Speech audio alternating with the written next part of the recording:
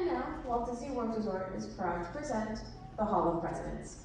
Thank you and enjoy the show.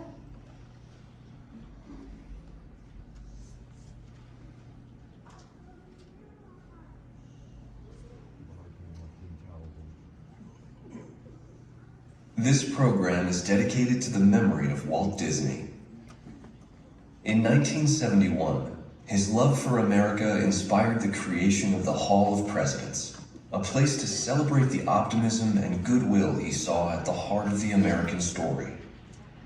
Walt's vision was to honor the nation by honoring the American presidency.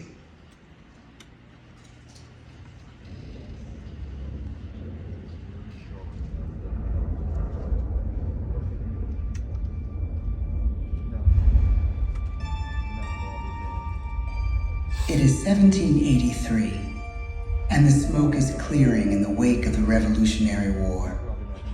Over the course of 8 grinding years, General George Washington has led a force of shopkeepers, farmers, and Native American allies to victory over the greatest military power in the world. A new nation has been born, independent and free. The founders must form a national government. In 1787, through months of passionate debate, they create a written constitution. For the country's highest office, they imagine something new in the history of the world. A leader not born to power like a king or queen.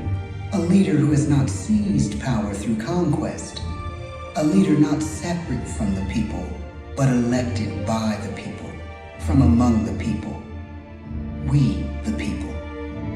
This is a new idea, an American idea, the idea of a president.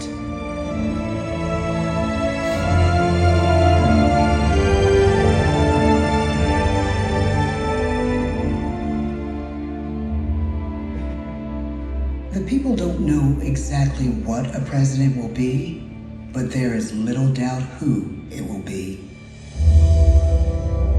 George Washington's stature and bearing have marked him as a leader. His integrity has made him a great one. Washington knows that many generals who have led successful revolutions make themselves dictators or kings.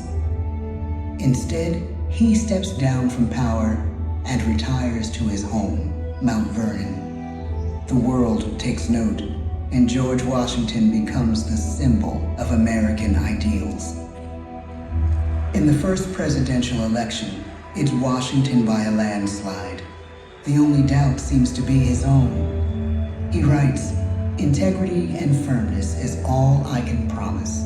Integrity and firmness is exactly what we need." Everything he does as president will set a model for his successors. His final act may be the most important of all. After 2 terms, with no term limit in the Constitution and amid overwhelming support to stay in office, he steps down once again and hands power back to the people. He wants us to speak, to elect a new president. During the early years of the Republic, we choose leaders as different as Thomas Jefferson, John Adams, and Andrew Jackson. Elections are often bitter. Each president stands at that fiery intersection where personal character meets the challenges of the times. Some call the presidency a glorious burden. Jefferson calls it a splendid misery. We, the people, must choose well. We elect 15 presidents before the course of history brings us to the edge of a crisis like no other. A nation born of freedom still permits slavery. As the country pushes west, will new states be slave or free? The question produces bitter conflict. The issue rocks the election of 1860 and brings Abraham Lincoln onto the national stage. The tall, lanky, some say uncouth candidate from Illinois is a master of words at a time when speeches are printed in full for people to read. A house divided against itself cannot stand, he has said. With Lincoln's election, the House does indeed divide. Civil War. 11 states secede from the Union. The war becomes a defining passage in the American story. The president's own inner strength and depth of character changed the course of history. Lincoln had come up the hard way, on the American frontier, desperately poor, with less than a year of formal schooling. His early years were scarred by tragedy, the death of his mother, his sister, his first love. He struggles with depression, but never loses his determination to rise above it. He once said he's driven by a desire to leave the world a little better place for having lived in it. The war rages. Lincoln fights to preserve the Union and end slavery. Neither is a sure thing. At Gettysburg, Pennsylvania, 6 months after one of the bloodiest battles of the war, the president dedicates a cemetery to the thousands of soldiers who died there, in words we can never forget.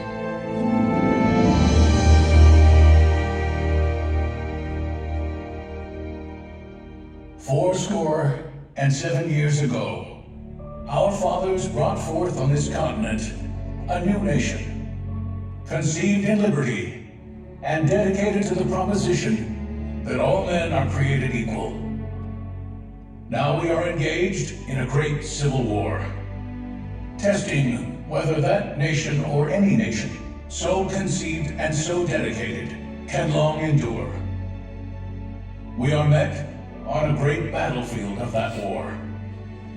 We have come to dedicate a portion of that field as a final resting place for those who here gave their lives, that that nation might live.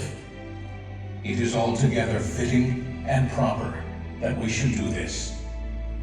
But in a larger sense, we cannot dedicate, we cannot consecrate, we cannot hallow this ground. The brave men, living and dead, who struggled here, have consecrated it far above our poor power to add or detract. The world will little note, nor long remember what we say here, but it can never forget what they did here. It is for us, the living, rather, to be dedicated here to the unfinished work which they who fought here have thus far so nobly advanced. It is rather for us to be here dedicated to the great task remaining before us, that from these honored dead we take increased devotion to that cause for which they gave the last full measure of devotion. That we here highly resolve that these dead shall not have died in vain, that this nation, under God, shall have a new birth of freedom, and a government of the people, by the people, for the people, shall not perish from the earth. The blood of over 500,000 Americans is spilled in this Civil War. President Lincoln's enduring hope is to give true meaning to the sacrifices of so many, to lead us to that new birth of freedom. With the end of the war and the end of slavery, a new birth truly begins. As we roll toward the 20th century, settlers roll west on wagon wheels and railroads connect the nation coast to coast. Millions of immigrants pour in from Europe and Asia. Population doubles. Our economy triples. Our standing among nations rises. We need presidents who can lead both at home and abroad. At the same time, a young Theodore Roosevelt is retreating from New York politics and personal tragedy. The death of his wife and his mother on the same day in the same house. In the Badlands of North Dakota, he rethinks his life and the life of his country. He returns stronger in body and spirit. His renewed energy is just what his country needs.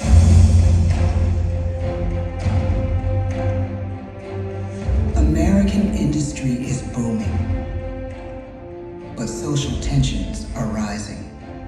A progressive movement is bubbling up, pushing for change, and change is needed in the working and living conditions in cities. The gap widens between rich and poor. The demand for change grows stronger. Teddy Roosevelt is a knight on a crusade. He speaks with force and vitality in clear terms that make colorful headlines at a time when mass-market newspapers have become the new media. To define his foreign policy, he borrows a phrase from an African proverb: speak softly and carry a big stick. But his greatest accomplishments are made at home. He breaks up giant monopolies, protects workers' rights, and calls for a square deal for all Americans, rich and poor, capitalist and wage earner. And a square deal for every man and every woman in the United States. He calls on America to be as great as the natural grandeur of its lands.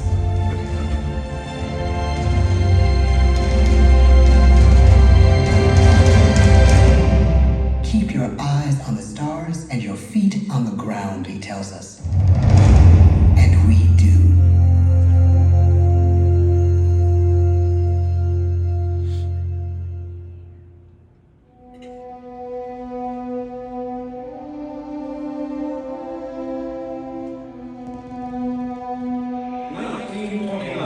The bottom fell out of the market. 12 million unemployed. The breadlines and the super. The results of the 1932 election now. When we elect our 32nd president, it is the worst of times. The course of history and the course of one president's life again shape a turning point in our national destiny. Franklin D. Roosevelt, paralyzed by polio, knows how to restore the faith of a people paralyzed by the Great Depression. I believe in practical explanation and in practical policy. He has found the inner strength his countrymen now need. He speaks to us like a friend, a neighbor. His optimism is contagious, his voice perfect for the latest breakthrough medium, radio. He calls us to believe we have nothing to fear but fear itself. And we do believe. Tonight's attacks on England are perhaps the most widespread of the war in the course of the day. But an even greater challenge dominates his final years in office. The Second World War.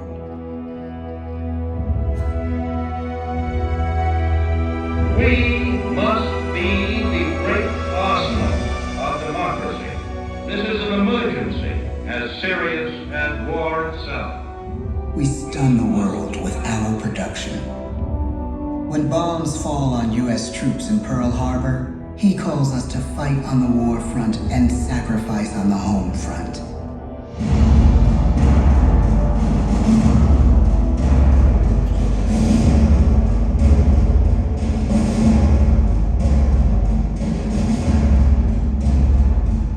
The harder the sacrifice, the more glorious the triumph. So spoke America in the year 1776. So speak Americans today. The world changes. The country changes. And yet, in one sense, what we need most from our presidents has never changed. A guiding vision that calls forth the best that America can be. Will outer space be developed for the benefit of all mankind? Or will it become another focus for the arms race? The choice is urgent, and it is ours to make. Ask not what your country can do for you. Ask what you can do for your country. But really, it's all of us who must overcome the crippling legacy of bigotry and injustice. And we shall overcome. One of the agreements that President Sadat and Prime Minister Begin are signing tonight is entitled A Framework for Peace in the Middle East. Mr. Gorbachev, tear down this wall. You have lost too much, but you have certainly not lost America. I can hear you. The rest of the world hears you. Loving this country requires the willingness to speak out for what is right, to shake up the status quo. That's America. Our presidency is no longer just an idea. It is an idea with a proud history. Ladies and gentlemen, the presidents of the United States of America.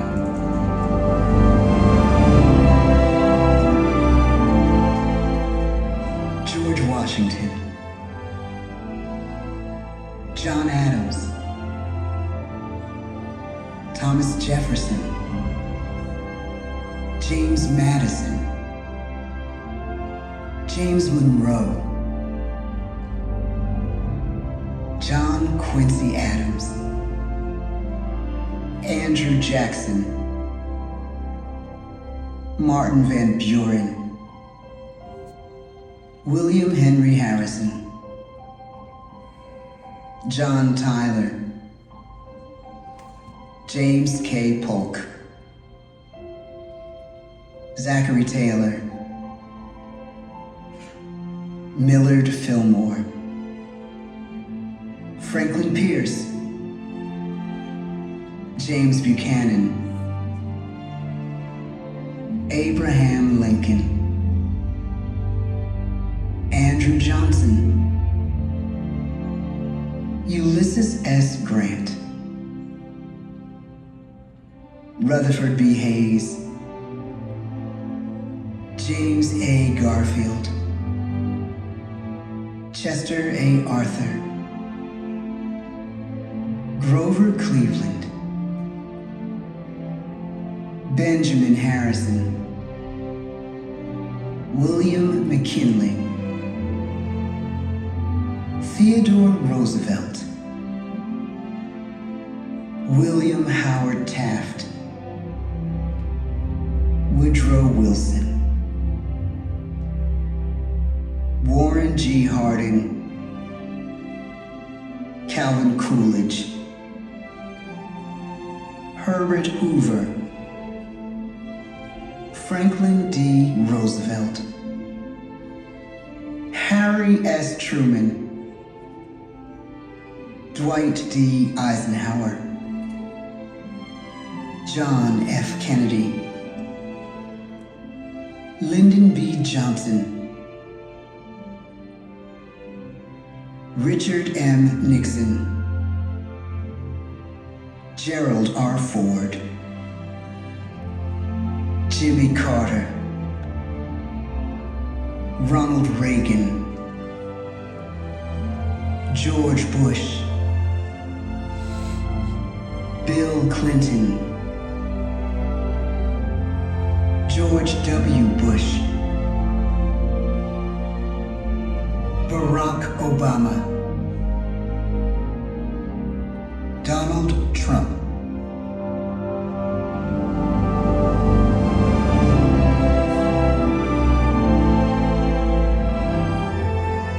And now we come to the present. Once again, we place our trust in the idea of a president, as we have from the beginning. My fellow citizens, no event could have filled me with greater anxieties than that notification on the 14th day of April, 1789, that you had selected me to lead our nation.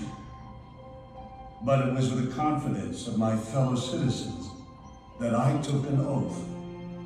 35 simple words that have been repeated by every American president throughout history.